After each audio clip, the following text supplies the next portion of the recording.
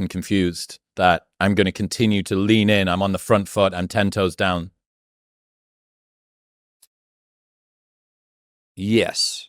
Now, how much that direct sentiment from that night when he told me don't half-ass it had to do with that? I mean, yeah, it did have something to do with it. Look, when he said don't half-ass it, he was, and I talk about this in the book, he wasn't only giving me permission, he was giving me a responsibility. He was going, I had his word with me in my future decisions. I was making them for more than myself. I wanted to fail less because I didn't want to embarrass him. And that was extra motivation, extra strength, extra courage, extra sobriety, extra like, well, let's find out. Go for it, man. Go for it. It carried on into other stories of other jobs. Time to Kill with Joe Schumacher going, I want the lead. That's me going, I want to find out. And Dad told me not to half-ass it back there a few years ago, you know? So if I don't go for it, if I embarrass myself, I'm embarrassing him. So that was also some incentive and some weight behind those moves that I made, some of them. Are you a brave person in that way, do you think? I don't know. People say that I don't think I take enough risk. I'm told that people whose opinion I admire think that that's my greatest asset, that I take the risk I'll take and the bravery I'll take with me. And you still have a hunger for more? I think I'm still a chicken shit. I mean, not overall, but I think there's many things that I'm not fully assing.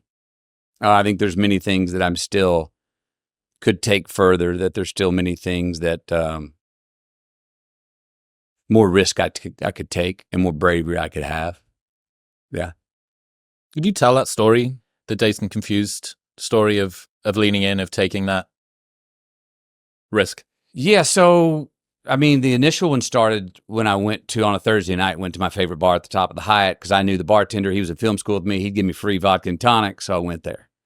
I get there that night. He brings me and my girlfriend vodka and tonic, tells me, hey, there's a guy at the end of the bar producing a movie. Let me introduce you to him. I walk over, he introduces me to him. 4 hours later, that man, Don Phillips, legendary casting director who was actually a producer on Dazed and Confused, we get kicked out of that bar. I've had as many vodka and tonics as he had since I sat down, so I'm not leaving easily either. And I'm standing up for my new friend who we hadn't done anything to get kicked out of the bar. We really hadn't. We were just kind of standing on top of the tables, imitating some golf shots we had played on similar courses in the past. So we get not so politely escorted out, and he's in a cab, or we're in a cab. He's riding with me to my apartment, going to drop me off before he heads back to his hotel. He pulls out a joint, or I pulled out a joint, start smoking. He goes, hey, you ever done any acting? And I said, man, I was in a, Trisha Yearwood video for a second. It's kind of more of a modeling job. I was in a Middle Light commercial for about that long. I go, I don't know if you call that acting. He goes, well, you might come to this address tomorrow morning, 9:30. You might be right for this part. It's this character called Wooderson in this movie, Dazed Confused. I think you might be right for the part. Now, this is 3-something in the morning, so 9:30 came really quickly, and I was on time probably 5 minutes early.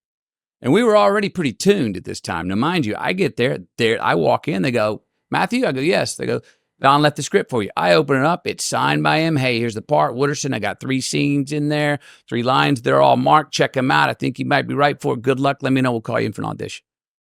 I go away. I go look at these 3 lines. One of them was what I like to call these days a launch pad line, which is a line that sometimes they'll have in a script where if that character means that line, and that character's not playing that line as an attitude or a wink or a joke, if that character means that line, you could write a book on it. You could write a book based on that reality. And that line in Dazed Confused from the character Wooderson was a line when he's leaning against the wall outside the pool hall. High school girls walk by. He checks one of them's backside as they go by, and his buddy says, Wooderson, you got to cut that out, man. You're going to end up in jail. And Wooderson says, no, man. That's what I love about those high school girls, man. I get older, they say the same age. That line, I went, who is that? There's a book on somebody. If that's not trying to be cute, if that guy's not trying to say something coy and clever, if he believes I've got life figured out, man, this is my North Star.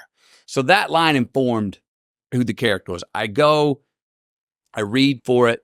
I remember the first time I got called back because they said the sound was bad. And now looking back, I don't know if the sound was bad or the fact that I just needed to come back was an excuse to come back and read for Richard Linklater, the director, who I did read for, and I got the part.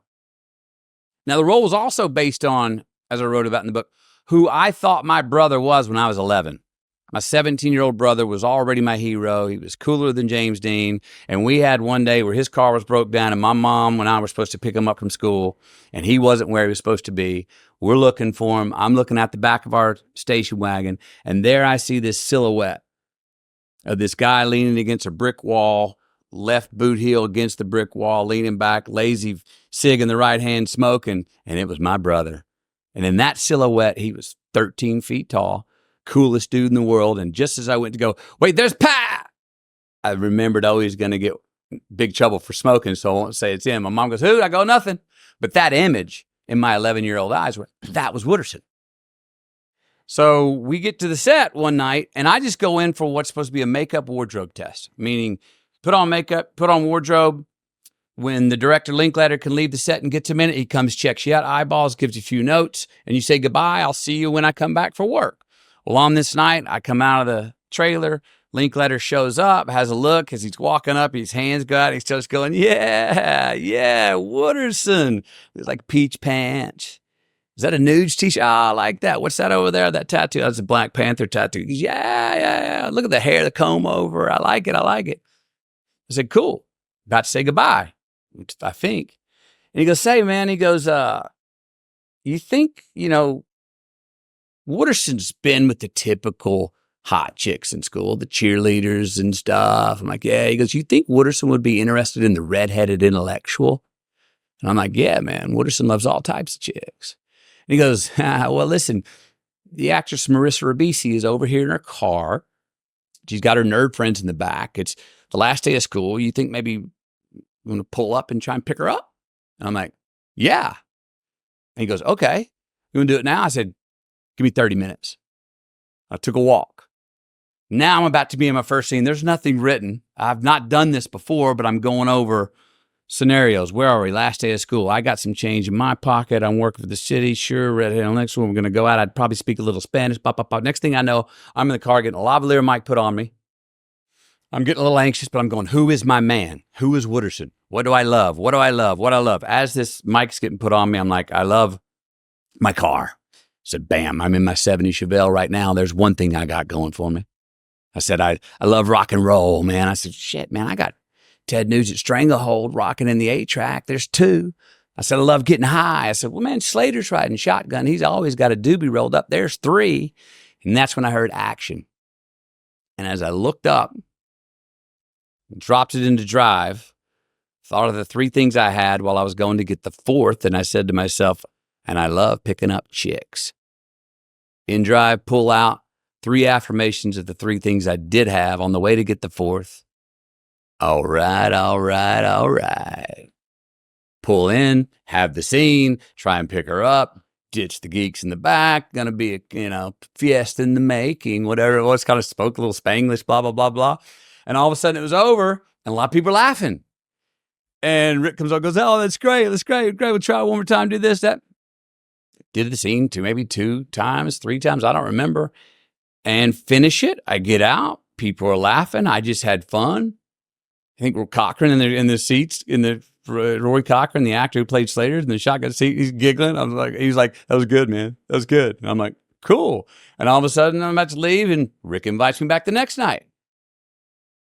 Got put in some other scene. Anyway, he invited me back every night for 3 weeks. And I worked 3 weeks. Now, what I found out 2 years ago was Rick also asked me that night on the sidewalk, hey, you think he'd be interested in the redheaded intellectual girl? Is because Rick he had just noticed that night that they had a story hole. They didn't know what car they were going to go, I think, pick up the Aerosmith tickets in. And who else had a car. Pickford had a car, and I was the only one who had a car and had a guy who had a job. And he was trying to start to fill a story hole. He didn't tell me this till like a year ago. And that's why he invited me into that first scene at the Top Notch Barbecue where I said those 3 words, which were the first words I said on screen, which were the 3 affirmations for the 3 things my guy did have.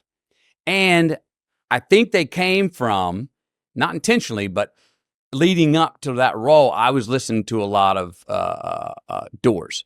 And there's a live track of Morrison at some Doors concert. I don't know where. I think it's in Europe somewhere, where he barks out, "All right, all right, all right, all right." Very aggressively, not Wooderson style, but like 4 or 5, all right, all right, all right, all right. And somehow that popped. I had no plans, but it popped in my head in that moment as being, let me take that version, just give 3 of them for the 3 things I've got for myself, but in a more laid back, cool way. All right, all right, all right, and pulled up. How did it feel to have that positive reinforcement so quickly out of nowhere, both privately and then publicly after? Well, I mean, it felt fun in the moment. It felt good. And then it became public right there with the crew and the cast. Now, publicly, it became a year and a half later. I mean, look, privately on that, I remember going, that was so much fun. I think I was good at it. People are telling me I'm good at it. I'm getting invited back. And then the other thing was, I'm getting scale. I'm getting $330 a day. And I'm working a job at Catfish Station waiting tables, and the most I've made there in one night is $73. And now I'm getting $340 or whatever it was for doing this. I remember going, is this shit legal? Is this real? What am I getting away with here, man? Yes, I'll come back for the pay and because it's so much fun. And then I think you probably know the story. 5 days in, my dad moved on. Rick and I were just talking about this the other day because his father just moved on a few days ago. We were talking about yesterday. I went home, came back to work.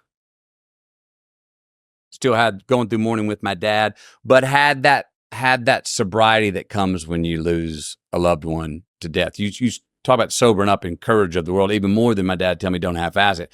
Him passing gave me some real courage, man.